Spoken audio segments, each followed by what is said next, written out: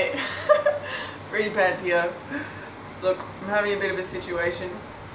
Every time I ride my bike up the mountain and have passion fruit juice and smoothies in my water bottle, it leaves some like fruit scum and I need to clean it out. But in Thailand they don't have washing up brushes. So I bought a toilet brush, as you can see here, toilet brush, with which to clean my smoothie bottle. So come on.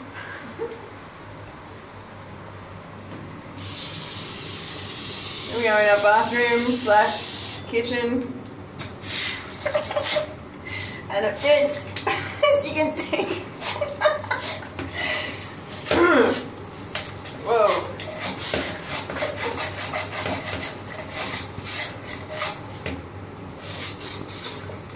Whoa. Because it's such a tight fit, it cleans it pretty well. Wasting water. There you go. Cleaning your smoothie bottle with a toilet brush in Thailand.